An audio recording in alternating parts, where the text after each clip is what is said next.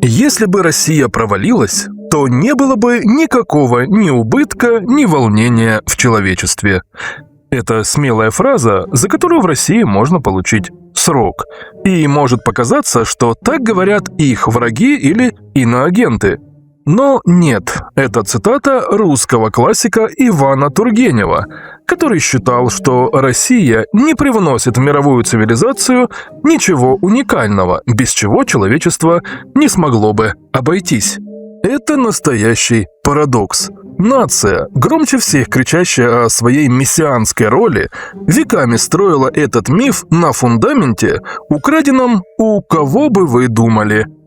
Москва, где не было ни одного ученого человека, тянула к себе киевских книжников, церковников и преподавателей, копировала уставы киевских академий, а затем начала выдавать этот заемный интеллект за собственную великую культуру.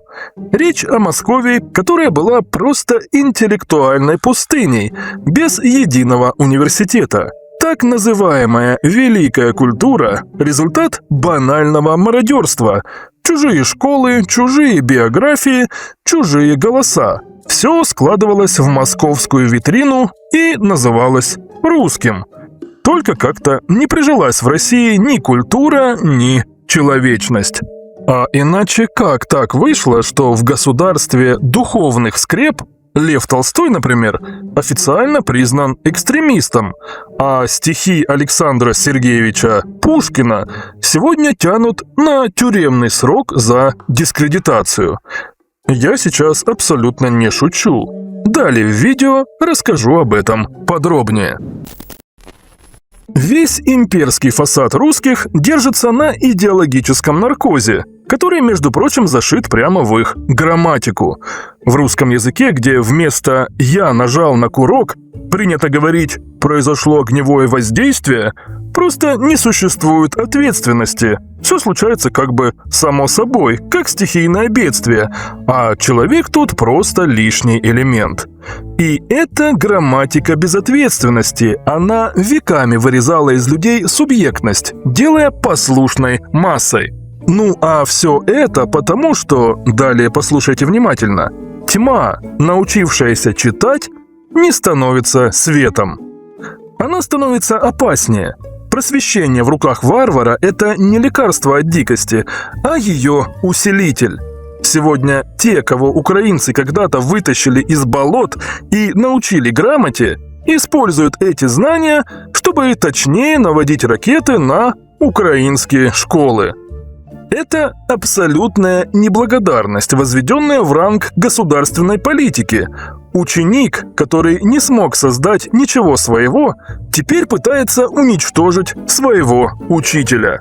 А давайте-ка сейчас препарируем историю тотального интеллектуального мародерства, где украинские гении, от Феофана Прокоповича до Гоголя, Репина и Малевича, были принудительно русифицированы.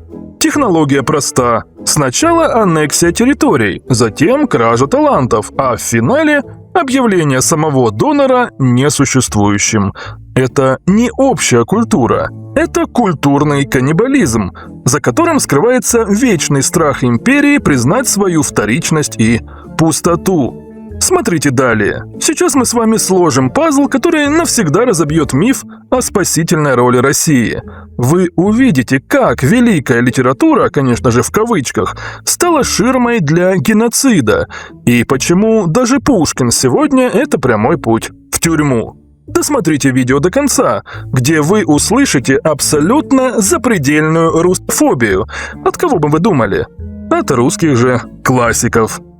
Напишите потом в комментариях, что думаете по этому поводу. А пока просто ставьте лайк и не забудьте подписаться, если смотрите без подписки. У нас на канале множество подобных разборов. Ссылки на самые интересные видео вы найдете в описании и закрепленном комментарии.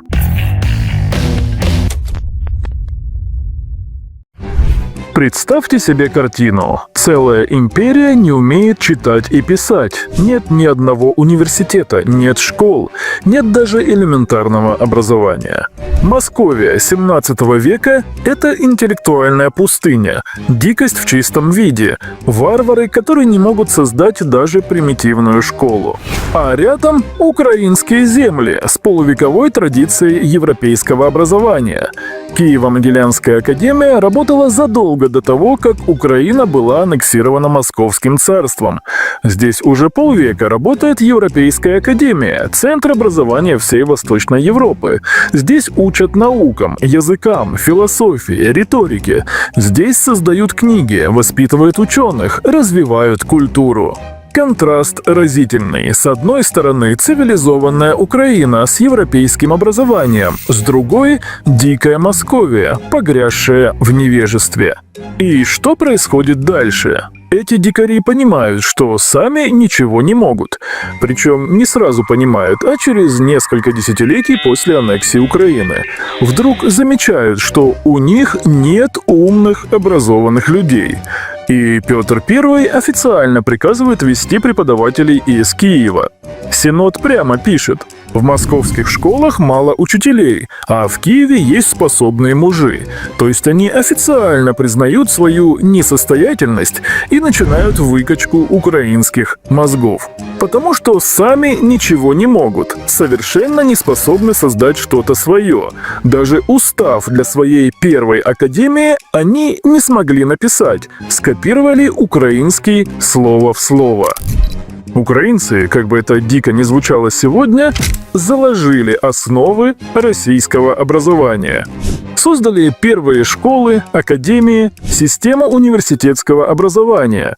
Украинские преподаватели стали костяком российской науки. Стефан Яворский, Феофан Прокопович, Семен Полоцкий – украинские имена, которые определили развитие российского образования. Даже теория 3 штилей Ломоносова основана на идеях украинского профессора Феофана Прокоповича. Более 100 выпускников Киево-Могилянской академии работали в российских учебных заведениях. Они заложили фундамент российской системы образования, подготовили первое поколение российских ученых. А что получили взамен? Сейчас покажу. И вы поймете, почему это была самая большая ошибка в истории. Потому что сегодня те, кому украинцы дали грамоту, бомбят украинские школы. Те, кого научили читать, сжигают украинские библиотеки. Те, кому создали университеты, лишают жизни украинских студентов и преподавателей. Те, кого украинцы вытащили из дикости, сегодня пытаются уничтожить украинскую цивилизацию. Те, кому дали знания, используют их для геноцида украинского народа. Это история о том, как украинцы цивилизовали дикарей. И что из этого получилось? История о самой большой ошибке, которую только можно было совершить. Потому что некоторых просто нельзя было учить грамоте. Итак, 1632 год. В украинских землях задолго до их аннексии Московии основана Киево-Могилянская академия. Полноценное европейское образование, философия, риторика, астрономия, преподавание на латыни и греческом. Выпускники становятся учеными по всей Европе. Московия в это время остается образовательной пустыней. За 500 лет существования не создано ни одного университета. Система высшего образования просто не существует. 1654 год. Переяславская Рада. Украина теряет независимость, но Москва получает доступ к чему-то бесценному – к развитой системе образования. Впервые московские власти видят, как работает настоящий университет. 33 года они пытаются сами создать что-то свое. Безуспешно. И только в 1687 году у них появляется славяно-греко-латинская академия. Но как именно она появляется, вот в чем весь секрет. Устав переписан с киевского практически слово в слово. Московские чиновники берут документы Могилянской академии и копируют их почти без изменений. Даже не пытаются что-то улучшить или адаптировать. Преподаватели? Здесь еще интереснее. Своих образованных людей в Москве нет. Совсем. Приходится силой забирать украинских профессоров из Киева. Петр I это прекрасно понимает и в 1701 году издает прямой указ доставить в Москву 6 преподавателей из Киева. Не пригласить, не попросить, доставить. Как товар. А в 1721 году Синод пишет документ поразительной честности. В московских школах мало учителей, а в Киеве есть способные мужи. То есть официально признают, умных людей у нас нет, берем чужих. Но Москва действует широко. Параллельно начинают завлекать ученых из Европы, братьев Лихудов из Греции и немецких профессоров для будущей Академии наук. Принцип простой. Если своих мозгов нет, импортируем чужие. Украинские кадры оказываются особенно ценными. Стефан Яворский становится главой русской церкви. Феофан Прокопович переезжает из Киева в Петербург и фактически создает всю российскую образовательную доктрину. Симеон Полоцкий пишет уставы для московских школ. Цифры впечатляют.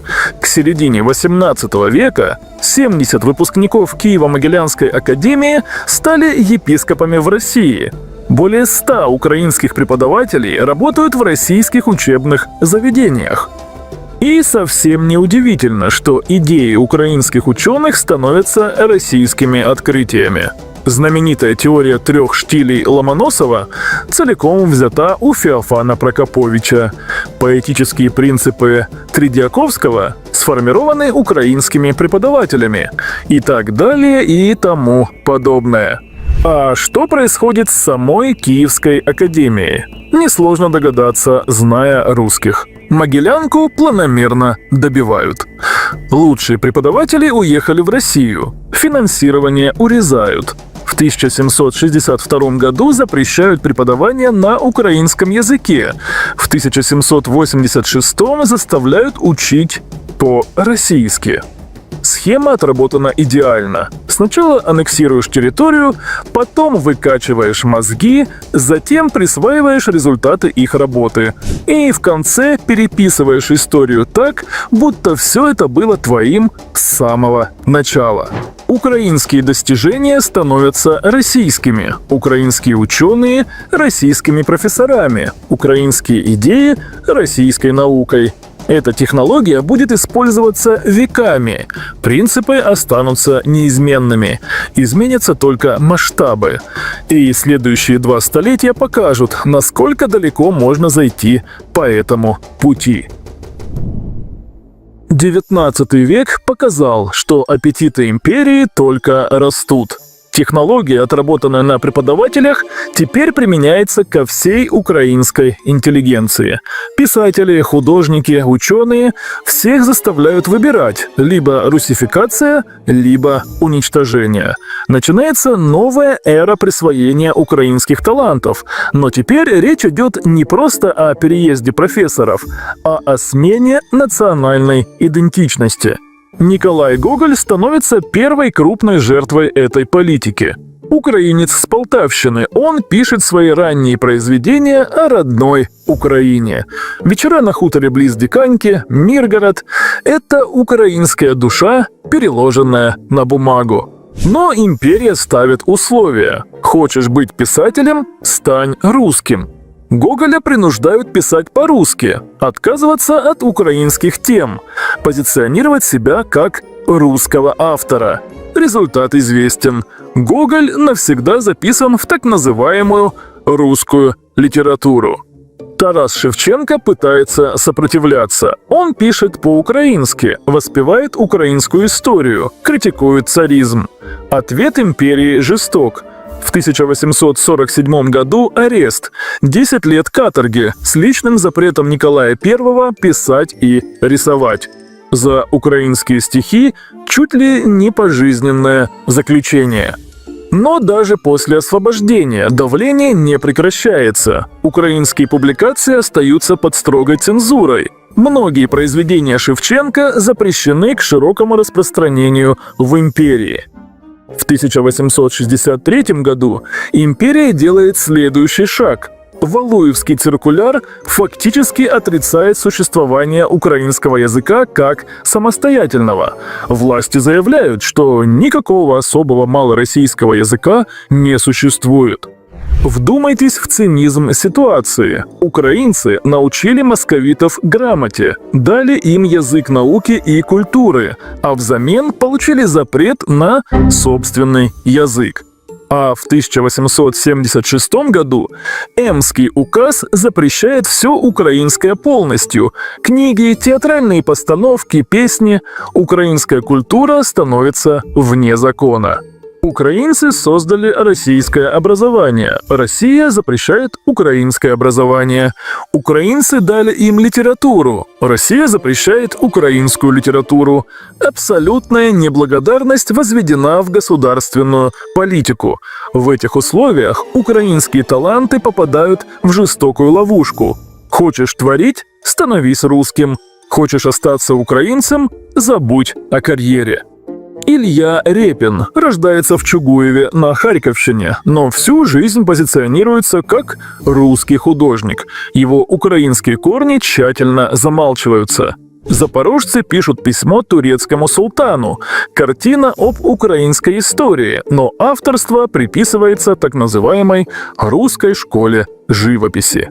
Архип Куинджи из Мариуполя, украинец греческого происхождения, также становится русским художником.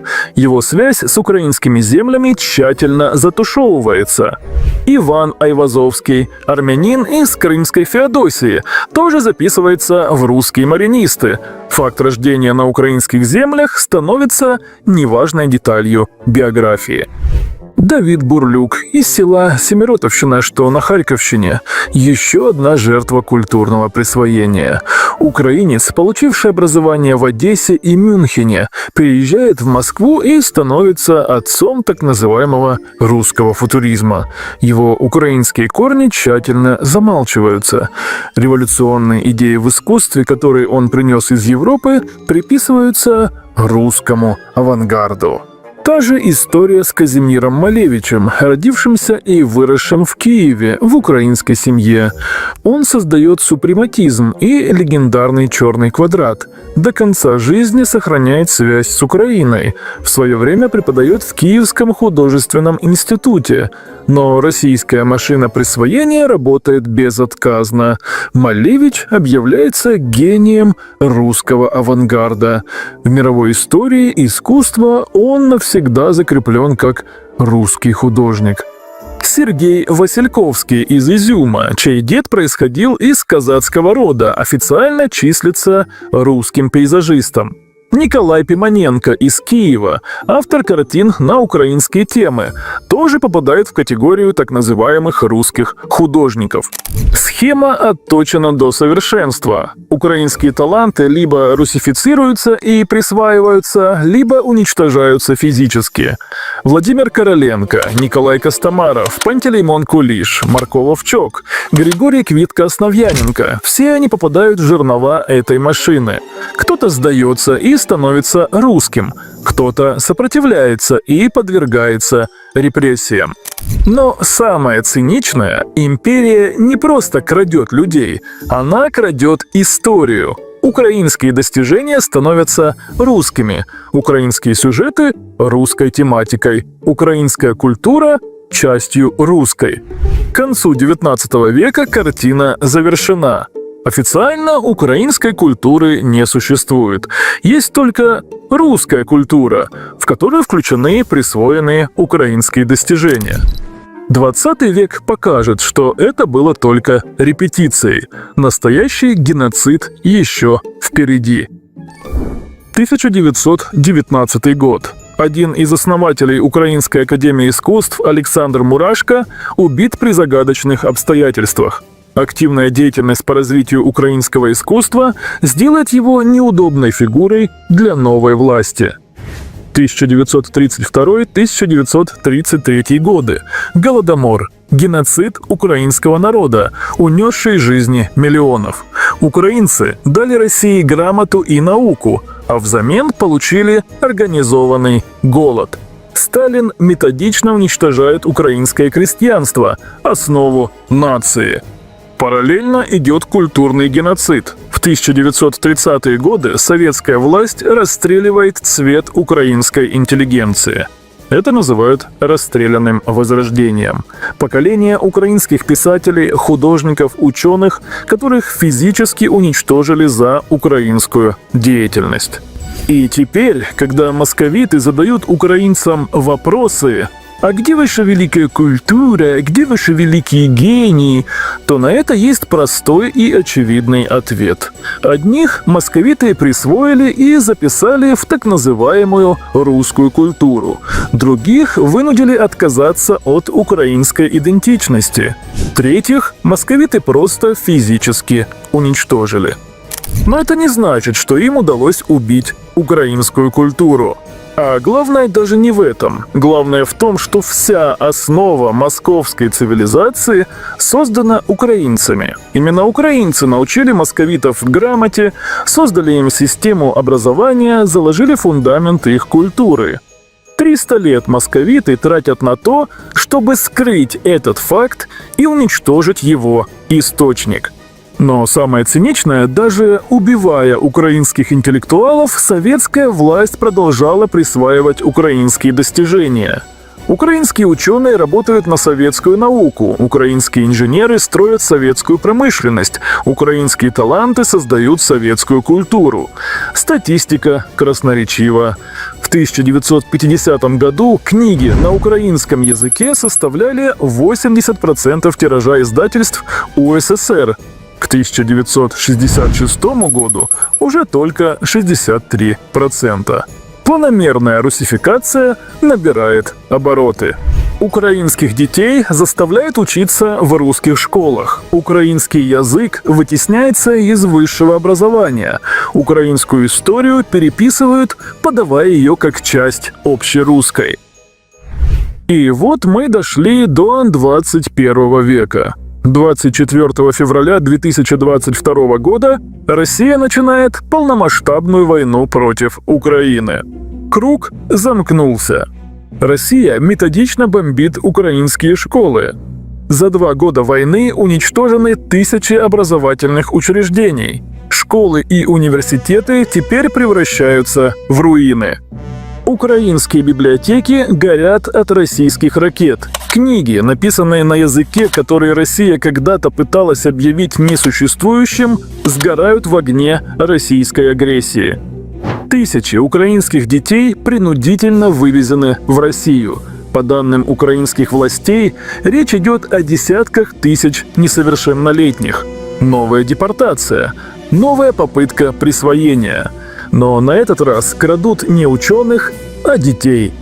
Россия официально заявляет: Украина невозможна как национальное государство.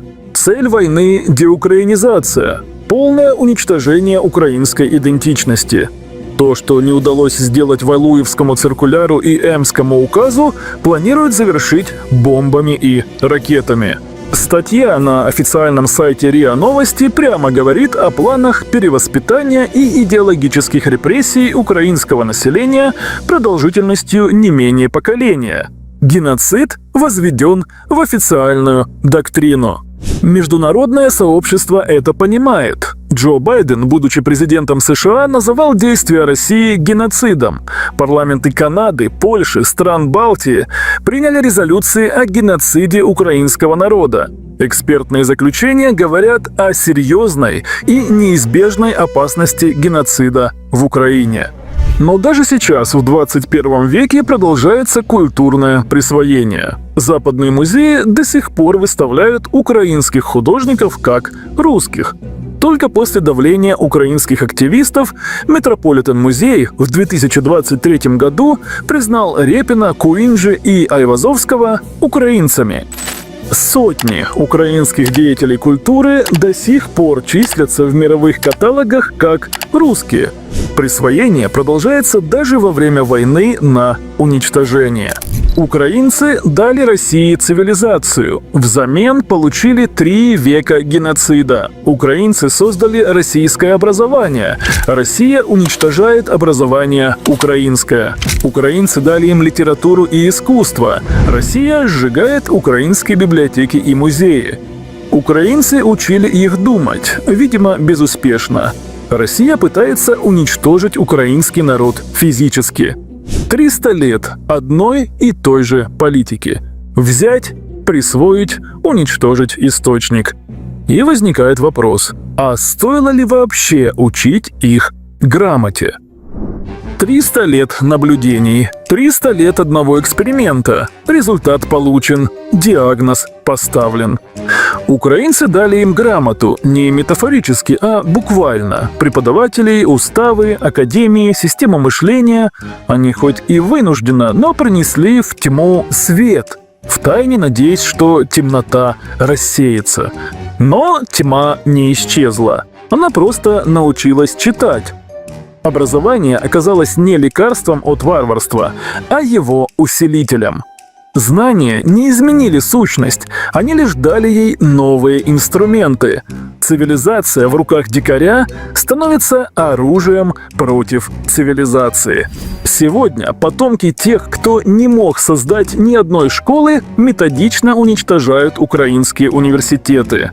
Наследники тех, кто переписывал чужие уставы, сжигают украинские библиотеки. Правнуки учеников ученых мужей с Украины депортируют украинских детей. Россия доказала, можно получить все атрибуты цивилизации, академии, лауреатов, культурное наследие и при этом остаться варварским племенем. Просто племенем с ядерным оружием.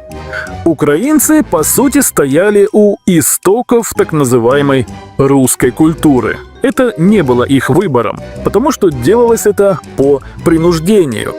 Но русские используют эту культуру для уничтожения украинской. Учителя дали знания, ученики направили их против учителей. Такова неблагодарность в ее абсолютной форме. Цивилизовать варвара все равно, что дать огонь пироману. Он не станет лучше освещать мир, он будет лучше его сжигать. Тьма, научившаяся читать, стала опаснее первозданной дикости.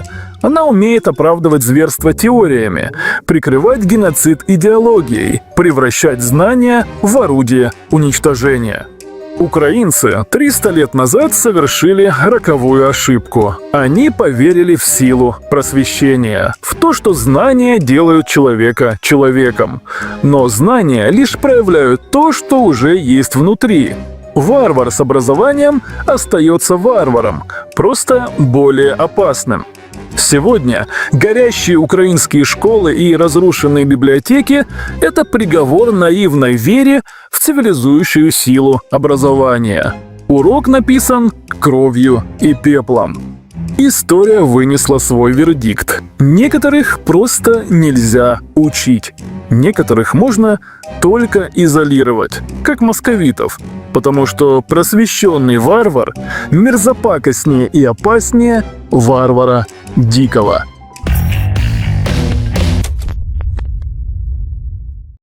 Знаете, что общего между фразами на русском языке типа «была инициирована спецоперация», «проведено огневое воздействие», «ситуация получила развитие», «произошло усиление мер» и тому подобными?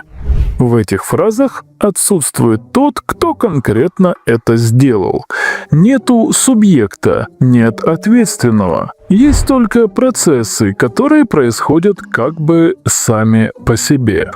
Потому что в русском языке действует не человек, а типа обстоятельства. История, судьба, погода, что угодно, только не конкретный россиянин.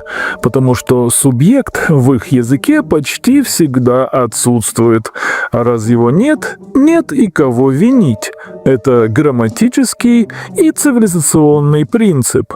Они могут творить любые зверства, но не отвечать за них. Это не люди, а функции. Вместо выбора – приказ. Вместо фразы «это сделал я» – фраза «факты остаются неподтвержденными». Так устроено все. От военных сводок до бытовых разговоров. Они не говорят «я ошибся», говорят «произошла ошибка». Не «я поддерживаю войну», а «спецоперация находит понимание». Не «я боюсь сказать правду», а «истина требует осторожности». Они вообще редко говорят «я», потому что в этом языке «я» лишнее, подозрительное и неудобное. Это язык рабства. Его грамматика не о том, как ты говоришь, а о том, как ты вообще мыслишь. Язык имеет значение не как символ, а как оружие, как инструмент, который выращивает тип мышления. Чем глубже заглядываешь в этот язык, тем четче понимаешь. В нем не просто нет вины, в нем нет человека. Есть граждане, масса, народ, история, Россия, но не я. Субъектность убита уже на уровне языка. И начинаешь понимать тайну. Почему они молчат? Почему не протестуют? Почему позволяют себе убивать и одновременно искренне верят в собственную невиновность? Далее я покажу вам конкретные механизмы этой языковой машины. Как эти безличные конструкции языка становятся политикой. Почему грамматика – это идеология. И почему, в отличие от русского, украинский язык – это не просто язык, это свобода украинцев. В большинстве языков мира действует простая логика. Есть действие, есть тот, кто его совершил.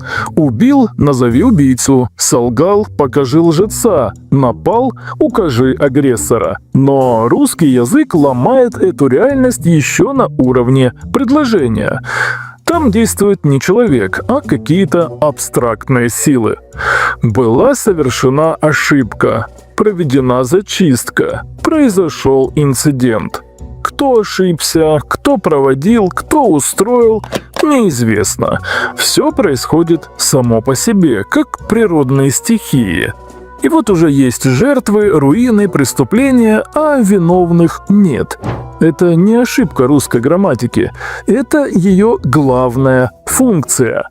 Такие конструкции называются безличными. В нормальных языках они описывают природные явления. Дождит, светает, темнеет. В русском – человеческие действия. Тут системно убирается субъект из предложения. Представь, например, ДТП, где убрали водителя и оставили только автомобиль. Так работают фразы типа «цели достигнуты», «операция завершена», «противник уничтожен», «кто достиг», «кто завершил», «кто уничтожил». Это уже детали. Ученый-лингвист Анна Вишбицкая, которая исследовала русский язык, обнаружила, это не особенность, это система. Язык, который на всех уровнях избегает личной ответственности. От новостей до бытовых разговоров. Россияне не говорят «я ошибся». Говорят «произошла ошибка». Не «я поддерживаю режим», а «лично у меня претензий нет». Не «я боюсь протестовать», а «протесты неэффективны». Язык сам снимает с них вину. Это порождает особый тип мышления.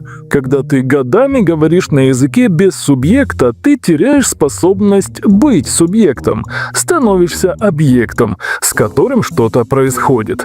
Ты функция в чужой системе.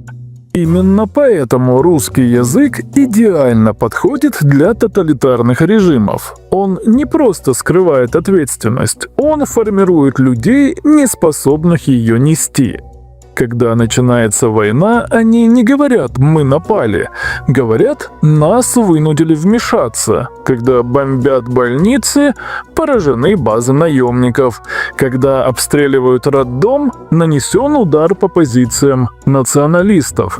И самое страшное, они искренне в это верят, потому что их язык с детства приучает к мысли, что все происходит вне их воли. История действует, обстоятельства складываются, судьба решает, но не они. Никогда не они. Язык имеет значение. Если в нем не принято говорить «я сделал», у тебя не будет людей, которые скажут «я виноват». А без личной ответственности нет свободы, потому что свобода начинается с признания «это мой выбор, мое действие, мои последствия». Поэтому, когда спрашиваешь россиянина, кто виноват в войне, он отвечает туманно. Не потому, что не знает ответа, а потому, что его язык не позволяет его сформулировать. В нем просто нет слов для личной вины. Есть только обстоятельства, ситуация и «так получилось».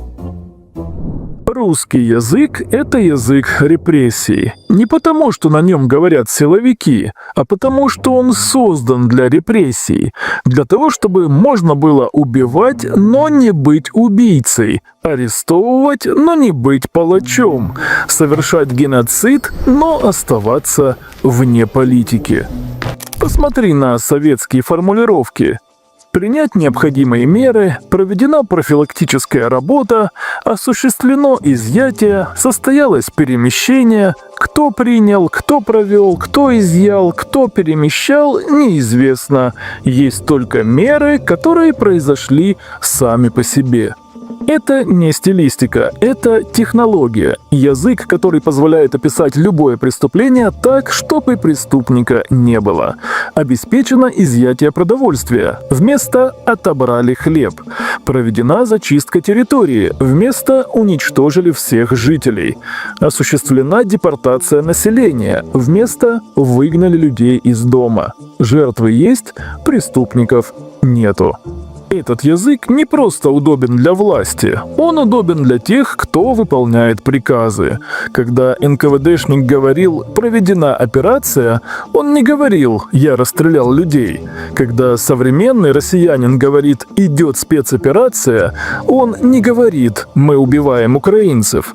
Язык снимает с них моральную нагрузку, превращает преступление в работу.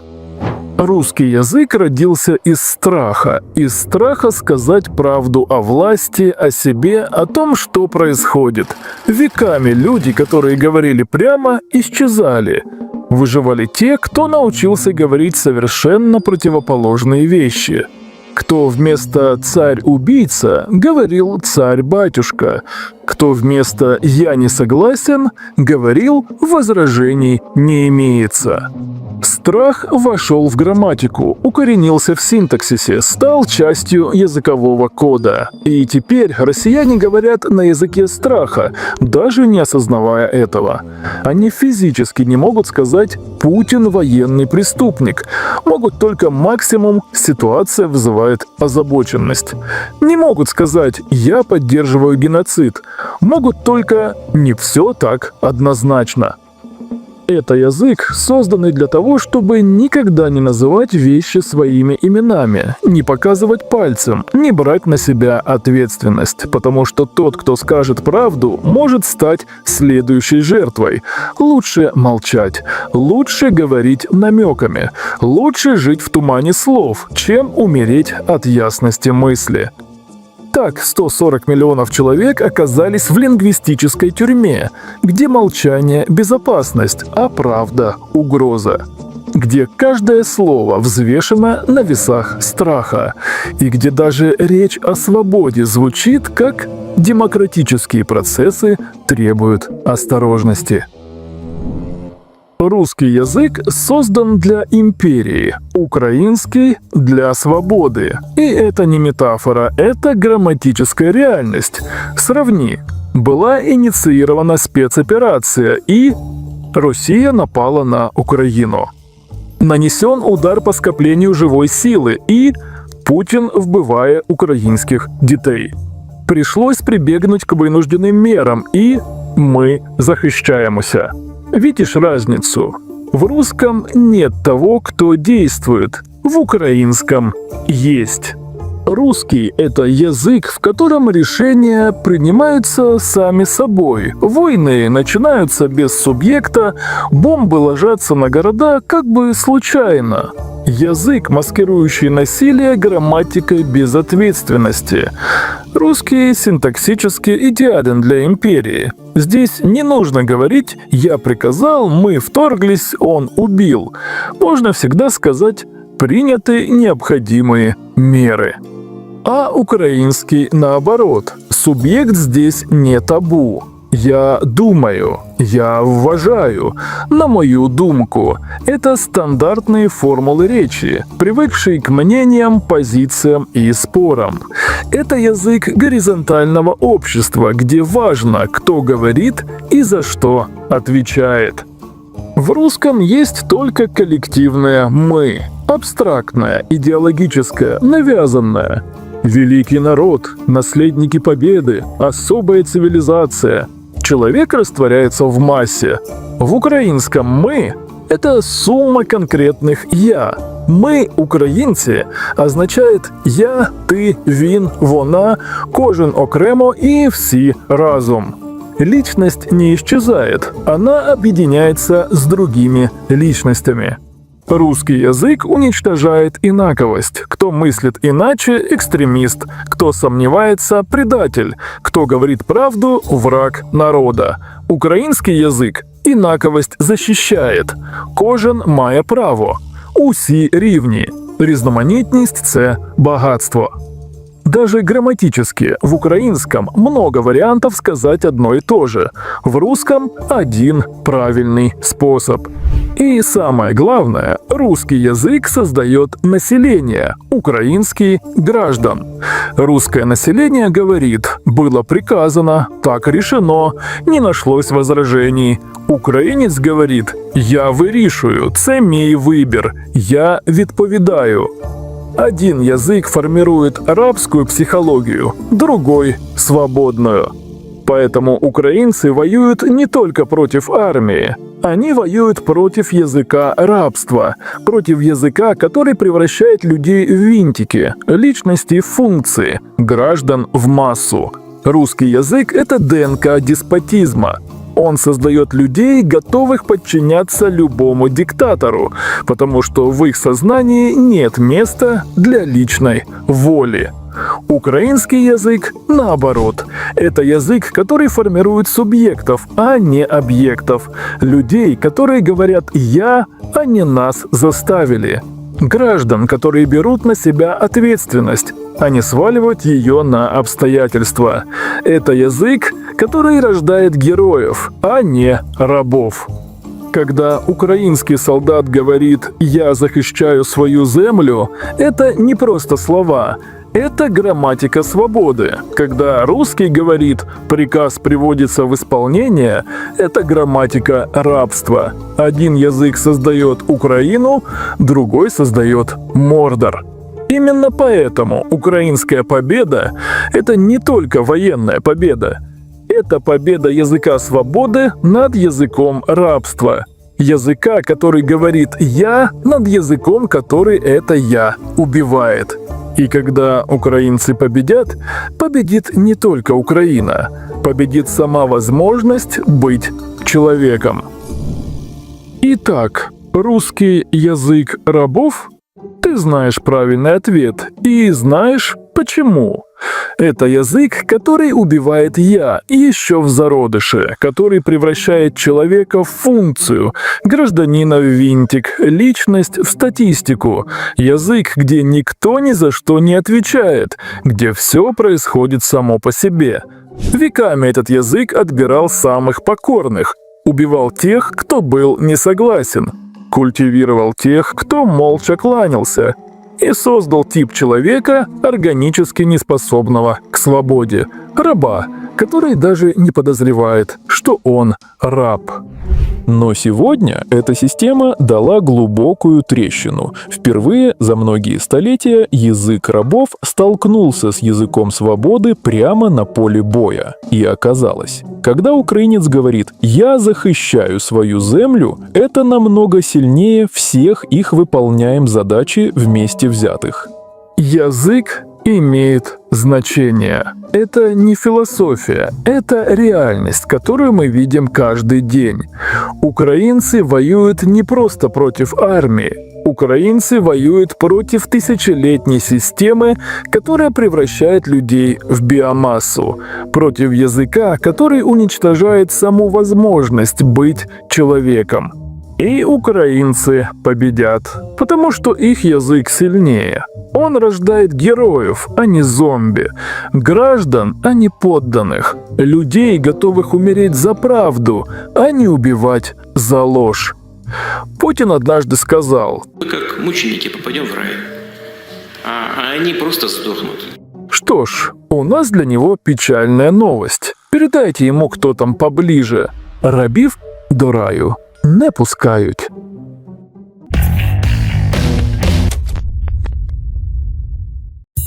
Если бы сегодня Пушкин Александр Сергеевич вздумал опубликовать свои откровения о России, он бы с легкостью получил клеймо иноагента, а его стихи попали бы в реестр экстремистских материалов. Властитель слабый и лукавый, плешивый щеголь враг труда, нечаянно пригретый славой, над нами царствовал тогда. Очень современно, правда? Если бы кто-то из россиян разместил бы стих Пушкина у себя в соцсети, то легко смог бы получить тюремный срок. Это, согласитесь, неожиданно. Особенно для тех, кто привык считать Пушкина светочем русской поэзии еще со школы, где в каждом кабинете литературы висел портрет этого опасного сегодня автора. Ведь он пишет про падение режима, про дикое обогащение элит, про бунт, про разочарование в российском народе, стадах, которые нужно резать и стричь. И это только часть высказываний Пушкина. А дальше больше. Прямые оды свободе, презрение к крепостничеству, сочувствие восставшим и открытая ненависть к тем, кто правит страхом. Если бы такие тексты появились сегодня о современной России, они бы легко попали в реестр запрещенных материалов. Но Пушкиным все не ограничивается. Русская литература вообще плохо сочетается с сегодняшними законами о дискредитации армии и борьбе с экстремизмом. У классиков можно найти слишком много неудобных слов про власть, про армию, про покорный народ и барство дикое. Все это есть и у Лермонтова, и у Некрасова, и у Достоевского. Много у кого. И, конечно же, у Толстого, которого в России даже предали официальной анафеме. За слишком своенравные взгляды, за правду, за отказ молчать. Лев Николаевич сегодня все еще признанный классик в России, но он находится, если сказать современным языком, в теневом бане. Формально он в школьной программе, но чествовать его нельзя. Еще в царской России власти запрещали его юбилеи, и по сути эта традиция продолжается. Его идеи о свободе, ненасилии и праве идти против системы до сих пор слишком неудобны, чтобы говорить о них вслух. А ведь это не только романы и поэмы. Рядом с признанными текстами письма и дневники, неопубликованные при жизни фрагменты и частные признания. Там нет литературного лака. Есть настоящие, злые и смелые высказывания о России и русских. И оттого эти высказывания сегодня опасные. В этом выпуске вы увидите запрещенные цитаты классиков о России. Приготовьтесь удивляться. И начнем мы с текста, который и сегодня звучит как плевок в лицо всему привычному образу великого русского народа. Его автор не иностранец, не либерал и не враг. Это русский писатель, который однажды посмотрел на свой народ без иллюзий и описал то, что не решится вслух повторить ни один патриот. Это текст, который постесняются напечатать даже в толерантной Европе. И вы услышите его прямо сейчас. Я думаю, что русскому народу исключительно свойственно чувство особенной жестокости, хладнокровной и как бы испытывающей пределы человеческого терпения к боли. В русской жестокости чувствуется дьявольская изощренность. В ней есть нечто тонкое, изысканное. Можно допустить, что на развитие затейливой жестокости влияло чтение житий святых великомучеников, любимое чтение грамотеев в глухих деревнях. Если б факты жестокости являлись выражением извращенной психологии единиц, о них можно было не говорить. Но я имею в виду только коллективные забавы муками человека. Это одна из цитат из скандальной статьи, вышедшей в 1922 году в Берлине. Она произвела фурор в Европе. Но в России эту статью не издавали ни до, ни после войны, ни в перестройку, вообще никогда. Просто не издавали, и все тут. Быть может, как раз потому, что именно в этом сочинении говорится о варварстве и отсталости русского народа откровеннее, чем где-либо еще. И тем удивительнее, что автором этой статьи под названием «О русском крестьянстве» является признанный классик русской и советской литературы Максим Горький. Хрестоматийная фигура писателя, эталона соцреализма, не дает даже повода усомниться в его уважении к собственному народу. Кажется, что уж кто-кто, а Горький точно не мог написать подобной статьи. А он писал подобное и не один раз. Стучался в темные души своих современников, предостерегал от неминуемой катастрофы, просвещал, но, понимая тщетность своих усилий, все же надеялся на то, ошибочно надеялся, что лучшие времена России еще когда-нибудь наступят. Как евреи, выведенные Моисеем из рабства египетского, вымрут полудикие, глупые, тяжелые люди русских сел и деревень. Все те почти страшные люди, и место их займет новое племя грамотных, разумных, бодрых людей. Стоит сказать, что такая экспрессивная, шокирующая оценка соотечественников – это далеко не беспочвенная фантазия автора. Максим Горький знал жизнь простого люда не понаслышке. Детство и юность, проведенные в ужасающей бедности в канавинских трущобах Нижнего Новгорода, дали писателю богатый материал для размышлений о сущности русского народа. Горький, испробовавший десятки профессий и пешком обошедший страну, всю свою жизнь имел неугасающий интерес к живому человеку самых низших сословий, составляющему основную массу населения России, и при первой малейшей возможности основательно беседовал с людьми, встречающимися на своем пути. Сам Горький об этой своей особенности выразился жестоко в письме к Леониду Андрееву. «Лет с 16 и по сей день я живу приемником чужих тайн и мыслей, словно бы некий перст незримый начертал на лбу моем: здесь свалка мусора. Ох, сколько я знаю, и как это трудно забыть». Вышеупомянутая статья о русском крестьянстве, которую так не любят вспоминать в России, изобилует бытоописанием шокирующих нравов, царящих в среде простых русских людей. Некоторые абзацы настолько потрясают натурализмом описания жестоких сцен, что в сегодняшнем гипертолерантном мире автора бы направили в вечный бан во всех известных социальных сетях, а в современной России точно признали бы экстремистом. Настоятельно рекомендую прочитать эту статью целиком, для полного понимания того, чем была Россия, чем есть и, в общем, чем она останется в будущем. Кто более жесток, белые или красные? Вероятно, одинаково, ведь и те, и другие русские. Внутренняя война – это ничего. Я вам, товарищ, прямо скажу, русского бить легче. Народу у нас много, хозяйство у нас плохое, ну, сожгут деревню, чего она стоит? Она и сама сгорела бы в свой срок. И вообще, это наше внутреннее дело, вроде маневров, для науки, так сказать. Эта ничем не мотивированная садистская безжалостность абсолютно далека от христианских ценностей, которыми так показно бравируют россияне. В 1919 году милейший деревенский житель покойно разул, раздел и вообще обобрал горожанина, выманивая у него на хлеб и картофель все, что нужно и не нужно деревне. Не хочется говорить о грубо насмешливом, мстительном издевательстве, которым деревня встречала голодных людей города. Всегда выигрывая на обмене, крестьяне в большинстве старались и умели придать обмену унизительный характер милостыни, которую они нехотя дают.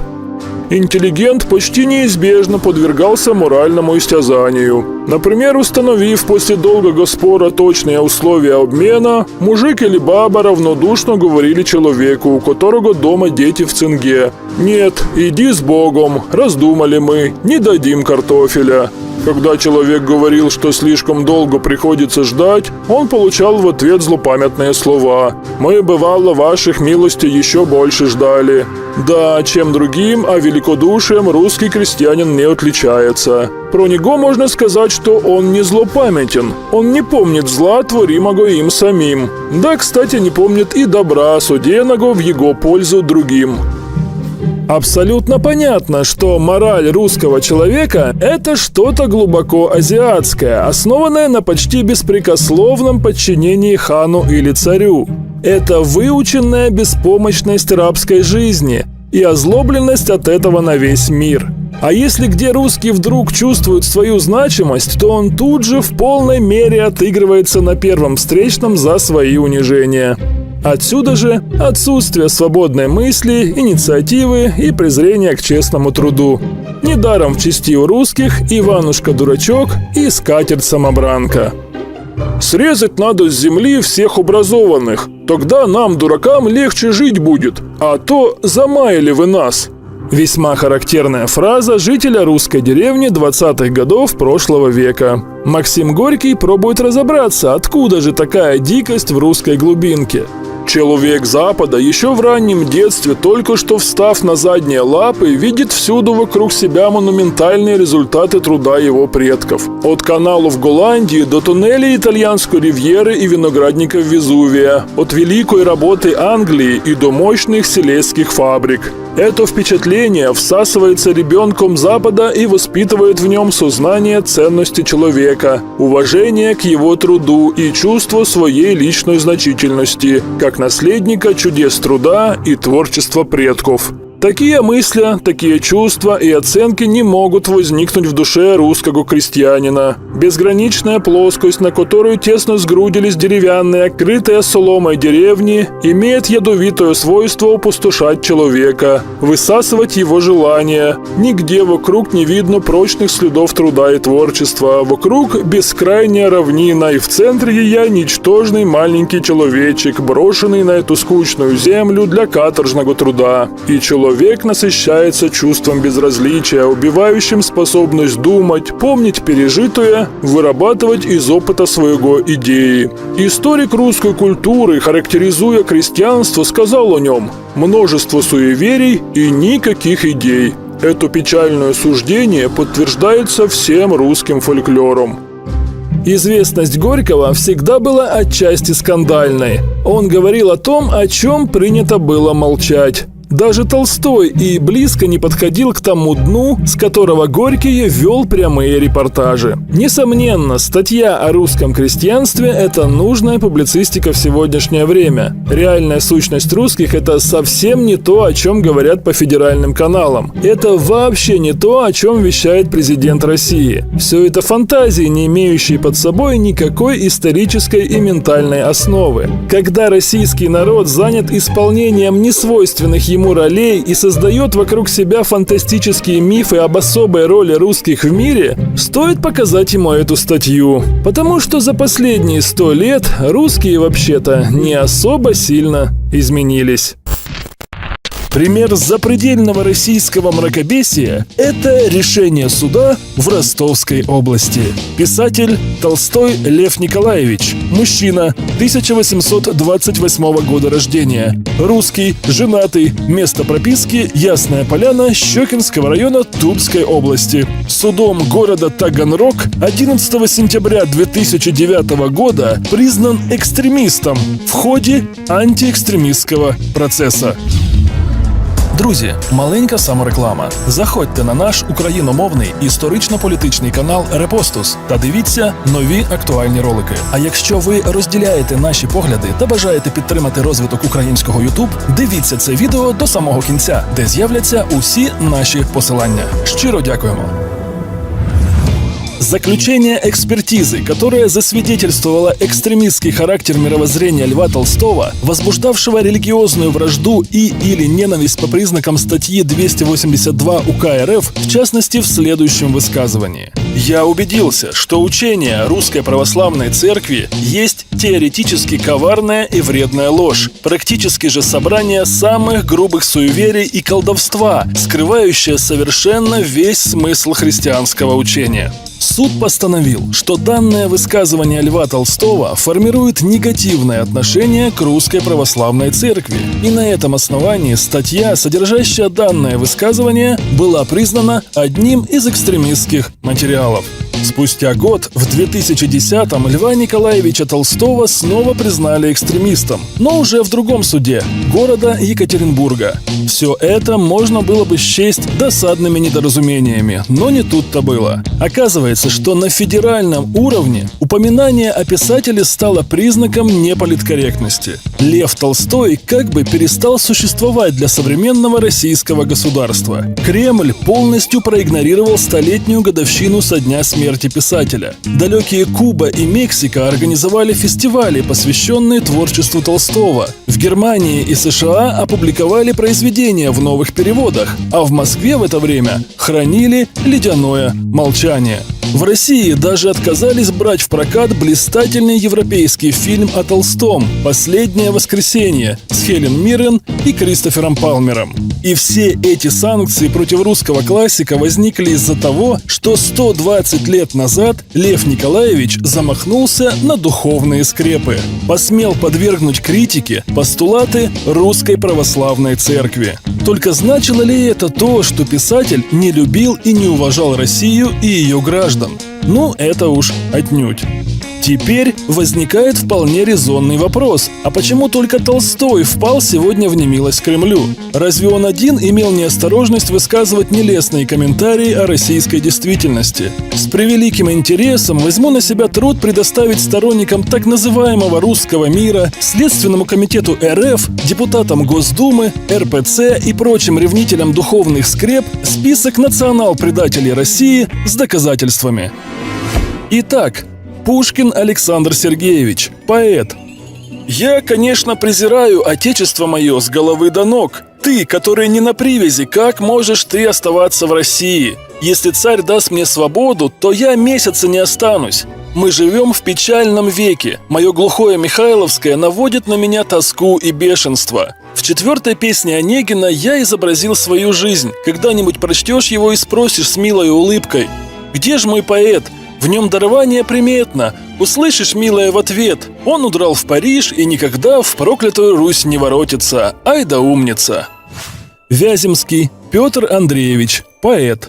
«Бог голодных, Бог холодных, нищих вдоль и поперек, Бог имений недоходных, вот он, русский Бог, Бог грудей и жоп отвислых, Бог лаптей и пухлых ног, горьких лиц и сливок кислых, вот он, русский Бог, глупым полн он благодати, к умным беспощадно строг, Бог всего, что есть не кстати, вот он, русский Бог».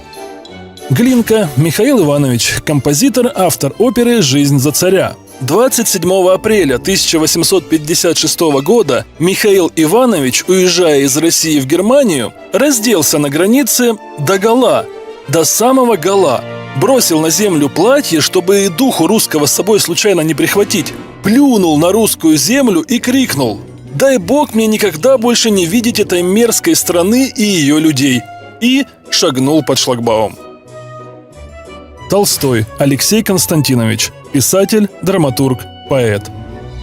«Если бы перед моим рождением Господь сказал мне: граф, выбирайте народ, среди которого вы хотите родиться, я бы ответил ему: Ваше Величество, везде, где вам будет угодно, но только не в России. У меня хватает смелости признаться в этом. Я не горжусь, что я русский, я покоряюсь этому положению. И когда я думаю о красоте нашего языка, о красоте нашей истории, до проклятых монголов и до проклятой Москвы, еще более позорной, чем самые монголы, мне хочется броситься на землю и кататься в отчаянии от того, что мы сделали с талантами, данными нам Богом».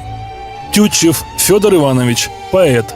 Русская история до Петра Великого – одна сплошная панихида, а после Петра Великого – одно уголовное дело. Аксаков Иван Сергеевич, поэт-публицист. Ах, как тяжело, как невыносимо тяжело порой жить в России, в этой вонючей среде грязи, пошлости, лжи, обманов, злоупотреблений, добрых малых мерзавцев, хлебосолов-взяточников, гостеприимных плутов-отцов и благодетелей-взяточников. Вы не можете понять тех истинных мучений, которые приходится испытывать от пребывания в этой среде, от столкновения со всем этим продуктом русской почвы. Там, что не говорите в защиту этой почвы, но, несомненно, то, что на всей этой мерзости лежит, собственно, ей принадлежащий русский характер. Тургенев Иван Сергеевич, писатель, поэт, публицист. Он сам говорил мне, что главная мысль, основная точка его книги состоит во фразе: «Если б провалилась Россия, то не было бы никакого ни убытка, ни волнения в человечестве». Он объяснил мне, что это его основное убеждение о России. Чехов Антон Павлович, писатель, драматург. Весь вечер искали по деревне, не продаст ли кто курицу, и не нашли. Зато водка есть. Русский человек – большая свинья. Если спросить, почему он не ест мяса и рыбы, то он оправдывается отсутствием привоза, путей сообщения и тому подобное. А водка, между тем, есть даже в самых глухих деревнях и в количестве каком угодно. А между тем, казалось бы, достать мясо и рыбу гораздо легче, чем водку, которая и дороже, и везти ее труднее. Нет, должно быть, пить водку гораздо интереснее, чем трудиться ловить рыбу в Байкале или разводить скот. Максим Горький, писатель, драматург. И вот этот маломощный, темный, органически склонный к анархизму народ ныне призывается быть духовным водителем мира, мессией Европы. Вожди народа не скрывают своего намерения зажечь из сырых русских поленьев костер, огонь которого осветил бы западный мир. Тот мир, где огни социального творчества горят более ярко и разумно, чем у нас на Руси. Костер зажгли. Он горит плохо, воняет Русью, грязненькой, пьяной и жестокой. Шукшин Василий Макарович, писатель, режиссер, актер. Ложь, ложь, ложь. Ложь во спасение, ложь во искупление вины, ложь достижения цели, ложь карьера, благополучие, ордена, квартира. Ложь. Вся Россия покрылась ложью, как коростой. Дабы не утомлять зрителя, на этом можно было бы и остановиться. А пока это были всего лишь 10 характерных высказываний о России от экстремистов и либерастов XIX и XX веков. Можно смело организовывать судебные разбирательства и клеймить буквой закона всех этих русофобов и национал-предателей. Всяких там Пушкиных, Вяземских, Тургеневых, Чеховых. Всех скопом отправить на кичу чалиться ко Льву Толстому. А лучше бы вообще запретить классическую русскую литературу и заставить детей в российской школе изучать книги более политкорректных писателей. Например, майора ДНР Захара Прилепина, вполне серьезно считающего себя продолжателем военных традиций русских классиков. Спасибо за внимание, друзья. Ставьте лайки, подписывайтесь на канал, нажимайте на колокольчик, чтобы не пропускать новые видео. Поддерживайте автора на платформе Buy Me Coffee и Patreon, где вас ждут дополнительные видео и ролики до официальных премьер. Пользуйтесь функцией YouTube спонсорства и обязательно отправляйте донаты на ЗСУ. Всем украинцам скорейшей победы!